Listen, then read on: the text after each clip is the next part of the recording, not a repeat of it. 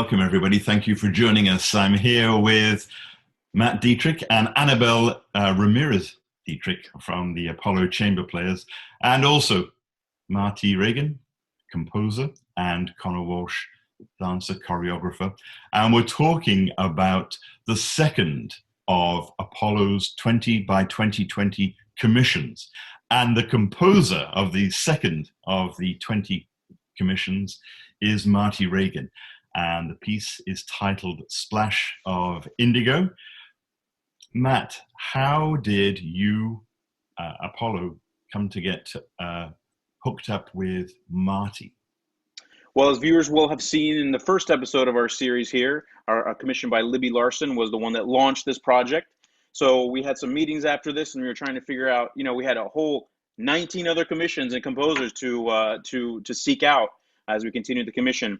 This one in particular came about because of our cellist, Matthew Dudzik. His wife is also a cellist, and she happens to be a Japanese. So she had a connection with, I think, Marty Regan, the composer, from a few years before that, where she played a cello work by Marty. And so, this was the instance where I said, okay, well, let's contact Marty, see if he might be interested in composing Apollo, the next commission of the project. We had all been sort of interested with traditional Japanese music, traditional folk music of Japan, also known as Hogaku, I believe, and how other Western classical composers were inspired by this genre of folk music, Eastern music. So we thought maybe we could figure out a way to present an idea to Marty where he could connect Japanese folk music and French Impressionist music. Well, Marty, were you able to find or create some commonality between those two? Well, the relationship between Japan and France can be traced back to the 19th century, and we can find potential correspondences between the tone systems in French Impressionism and Japanese pentatonicism. And so in this particular work, I used Japanese pentatonic scales, but also compositional techniques that is found in the French Impressionists. And where does the title come from, Splash of Indigo? So in the summer of 2014, I was in Japan for about 2 months, and 2 or 3 weeks of that time, I was actually studying indigo design and resist dyeing techniques in a town outside of Tokyo called Fujino. And while I was there, I learned how to make scarves and other types of textiles using natural indigo dye. I actually lived with the designer and the teacher on his farm, and we actually harvested silk from silkworms that lived there. And the process of making indigo involves saturating pieces of fabric in a vat, often 10 or more times, which is necessary to achieve the dark, rich colors that indigo is famous for, and then slowly removing them and then twisting and wringing them to remove the excess indigo. And this results often in the indigo gently splashing back down into the vat. And so during the time that I was immersed in this workshop, I began thinking about this work that I would compose for the Apollo Chamber Players.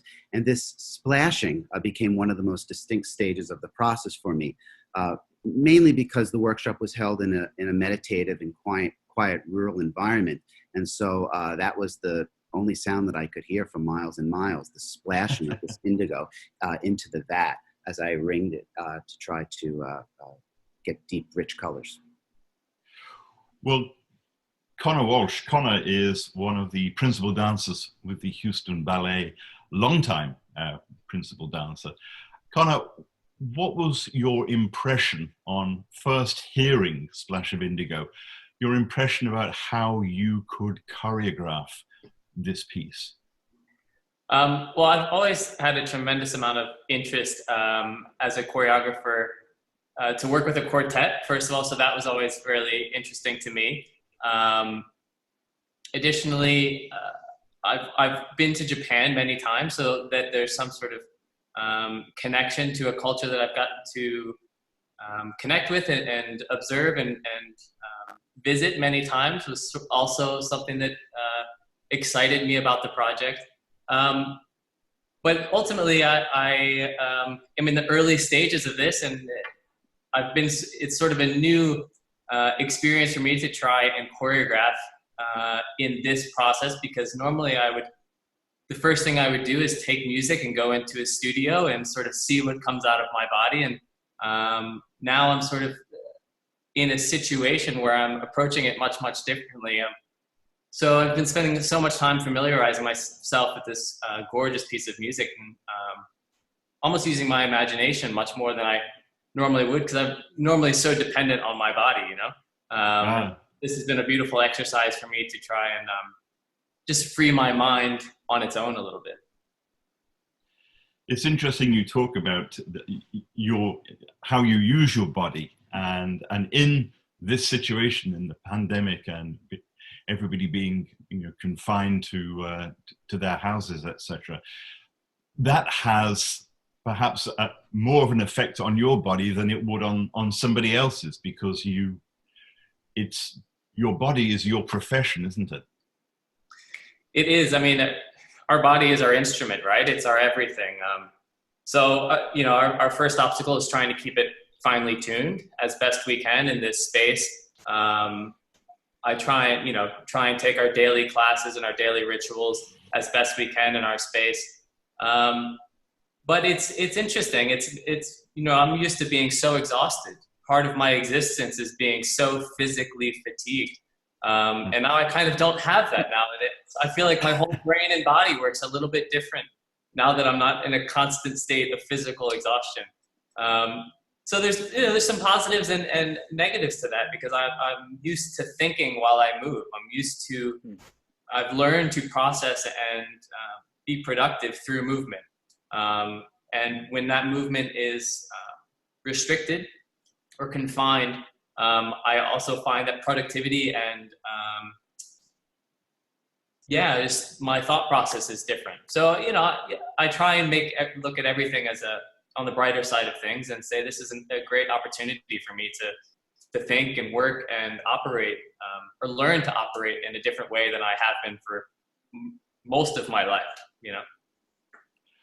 Anabel, Apollo has collaborated with dancers on several occasions. So this is not a new collaboration for you, is it? That's right, Sinjin. Well, we first had the opportunity to collaborate with the Houston Ballet in a project called Cacti, where the 4 musicians, we were on stage along with the dancers, and it was our first, memorized and sort of choreographed for a musician piece of music. But it was so much fun, and we really got to know some of the dancers a little better, and we found that they were great collaborators and such wonderful and friendly, artists, that when this happened, the pandemic started, and we decided to move into the virtual festival. We thought this is a great opportunity to collaborate with some of these wonderful dancers now that they, have the time, because usually everybody's so busy and so occupied with rehearsals and performances.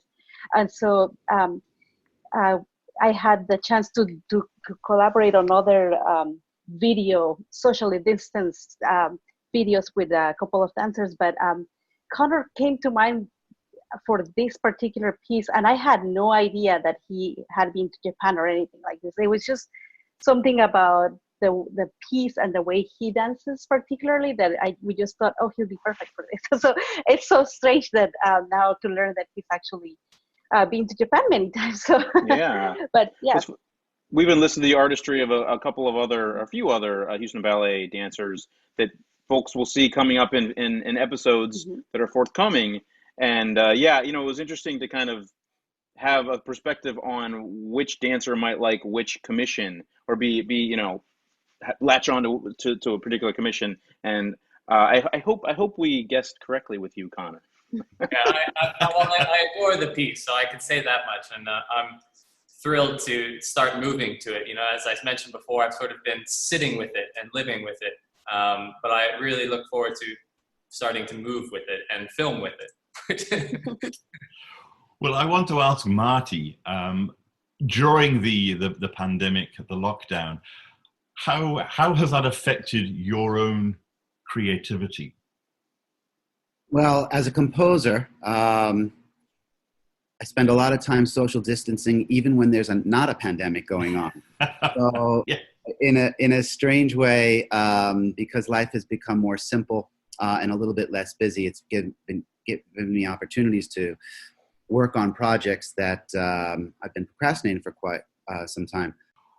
Well, as we have Marty and Connor here, there's nothing better than to listen to that piece of music and to watch Connor and his dance. So here is Splash of Indigo, the second of the Apollo Chamber Players 20 by 2020 commissions. Enjoy.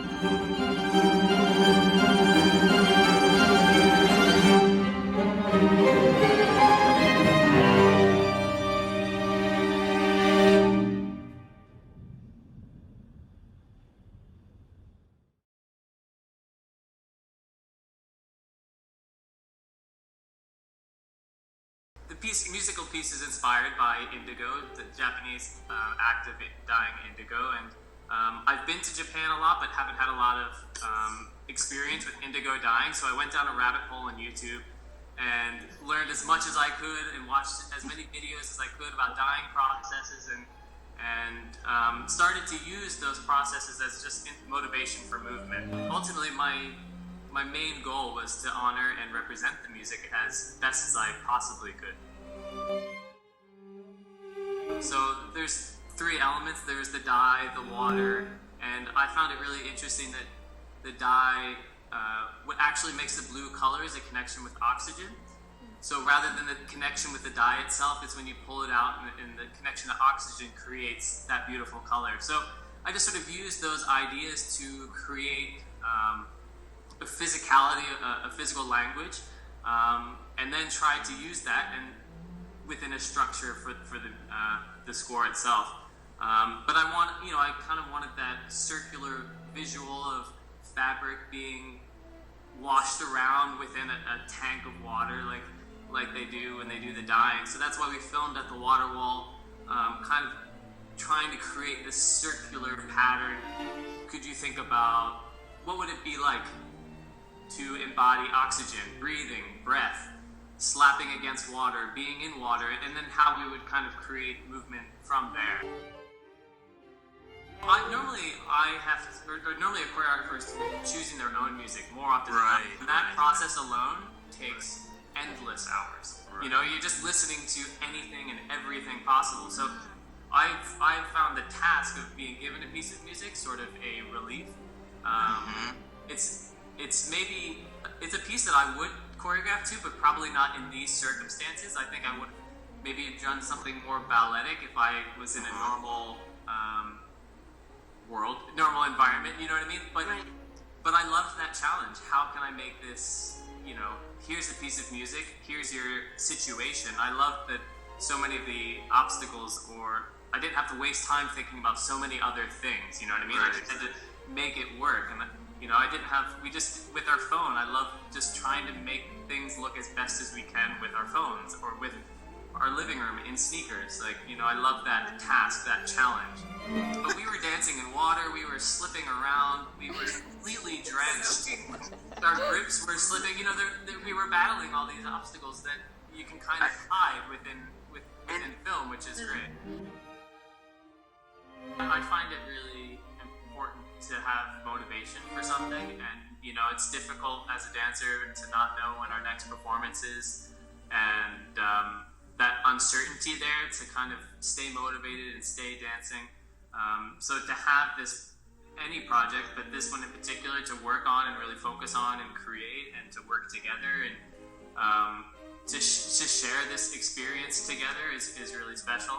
But I just love being busy. I loved that, feel that pressure to make something and to that challenge. So, I love the motivation and I need that. And I just think as a dancer right now, it's so important that we keep making things because, even our work environment as a whole is completely challenged. Just getting back into the studio is a challenge. So it's a great exercise for us to learn how to make things in a different way and, and remind people how wonderful dance is. Even though watching it on film is not the same, it has its own pleasures and joys.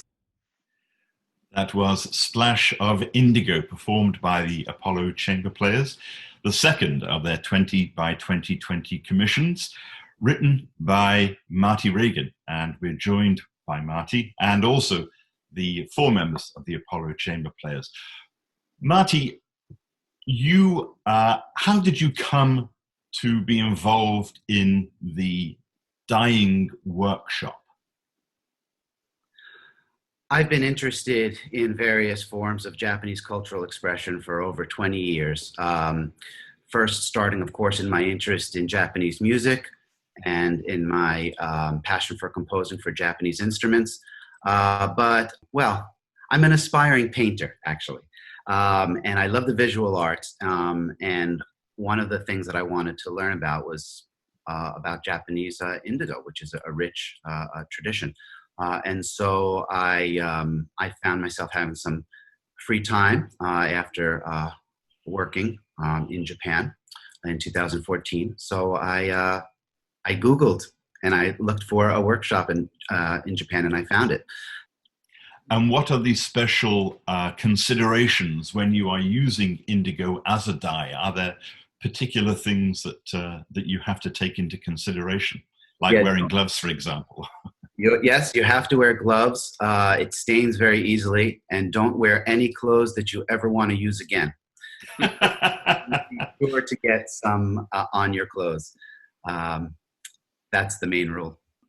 Do you have any evidence that you actually did this workshop, Marty? Yes, I have some photos. Aha. Would you like me to share them? Absolutely. Please, let's show our viewers. Okay. So here I am on the left, as you can see, wearing clothes that I never wore again, with a good, strong pair of gloves and an apron. And in my right hand is an actual piece of silk that I put into the vat, which is behind. Can you see the vat behind me? Oh yeah. Yes. So Yes. that's the actual vat, which is full with the indigo. And in order to get deep, rich colors to saturate the fabric, you need to dip it in there at least 10 times. And so that, that causes, when you wring it out, this, the very subtle splash sounds. So that's where the inspiration for the piece came from. And what you see in your right hand actually became the scarf that you see in the upper right hand corner. But you can also, for example, use sewing in the top left photograph. The top right, you use multiple layers.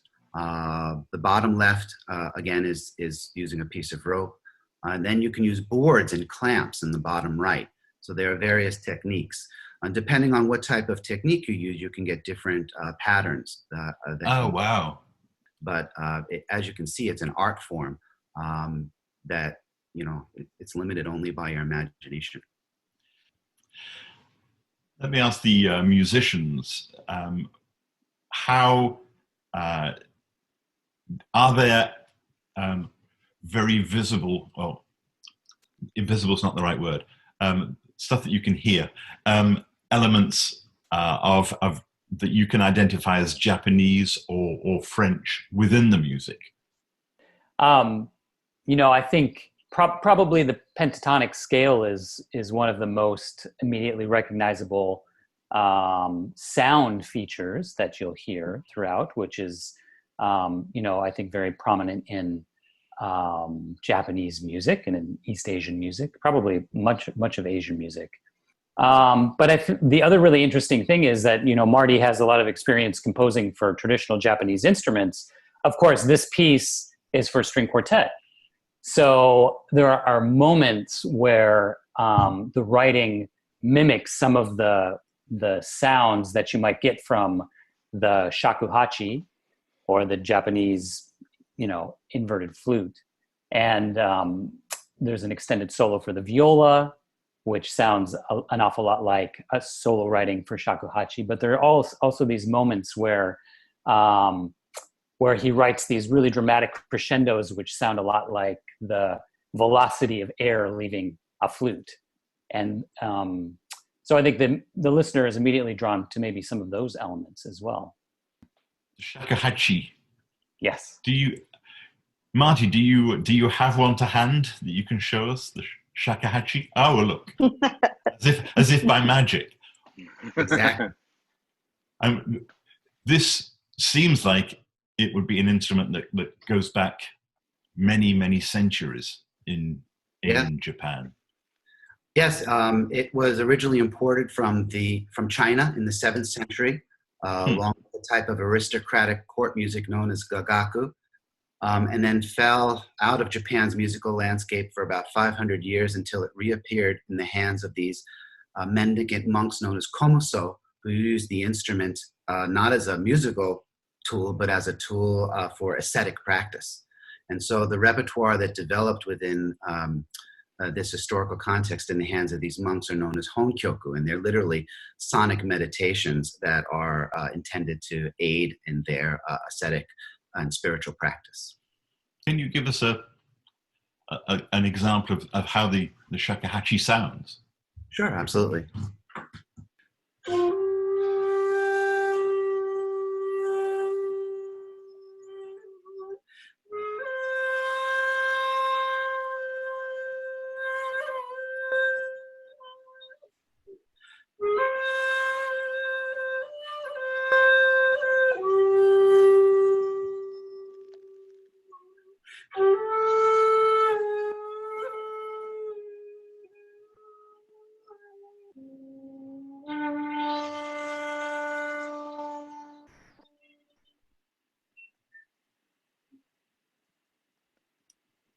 That's wonderful. Whitney, does that sound like your viola? Well, I was definitely listened to shakuhachi so that I could try to emulate that. But I remember Marty telling me that when he was taking some shakuhachi lessons, the teacher said that any introduction of vibrato into the sound is the ego coming in That's to right. your playing. Yeah, do you remember that? And so I think of that every time. I don't think it means ego as in like, oh my, I'm just the world's most amazing, violist, and not that, but like I understood what he meant then. And so, but there has to be a purity of sound, and again, like that expression, but without the vibrato added to it. For our viewers who may not know what vibrato is, it's basically just the oscillation of a certain pitch. But actually, I have a question for Marty.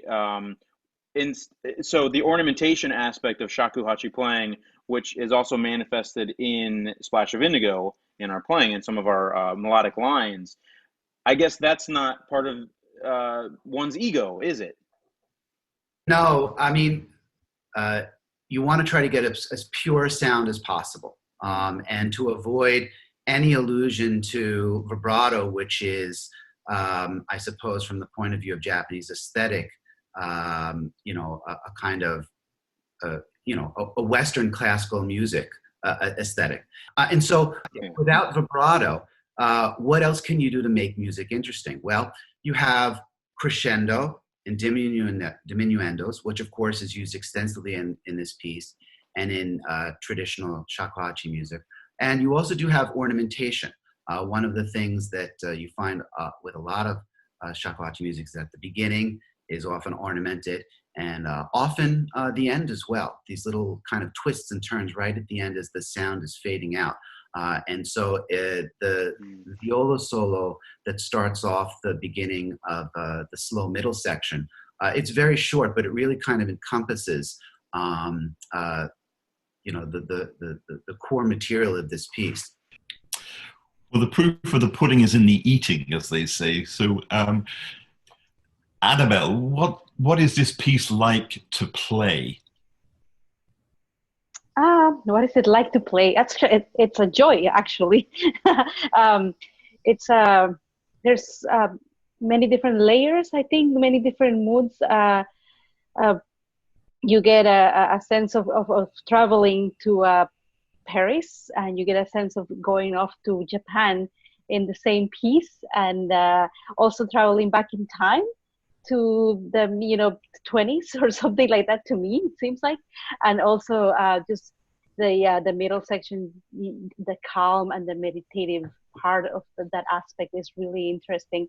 But and one thing I never really knew about the indigo dyeing was the splashing of this. Now that Marty has mentioned that, I think a lot about how the undulating passages are really reminiscent of that movement, and so how there's a lot of undulating passages in the piece, and that's where that came from. So it's really nice to know that what you sense when you're playing the piece is actually something that Marty was trying to portray. So we're not wrong in that feeling. So yeah, it's great.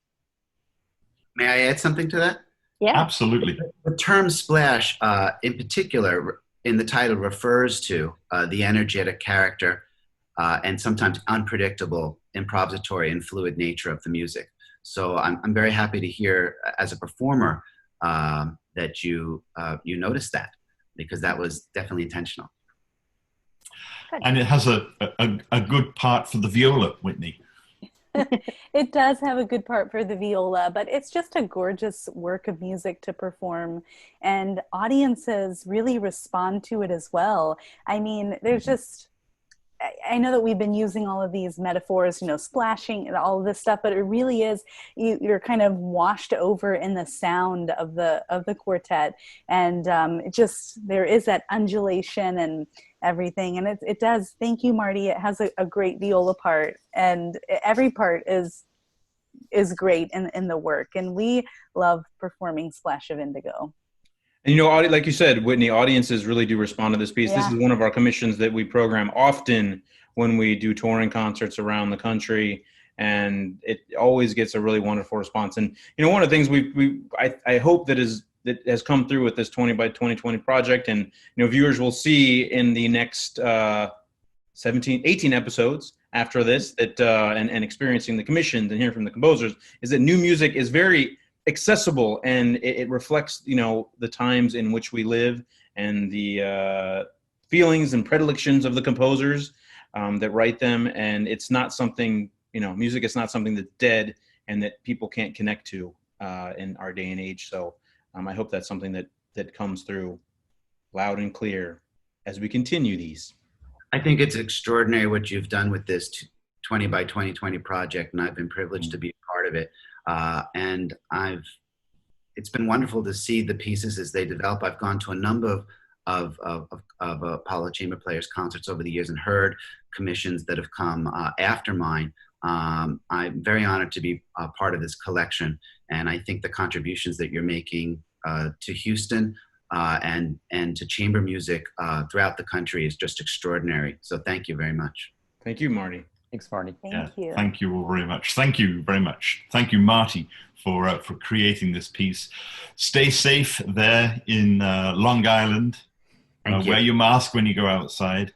And thank you as well to the members of the Apollo Chamber Players, Matt, Anabel, Whitney, and Matthew. Thank you all very much. Thank you. Thank you. Thanks. Bye-bye. Good night.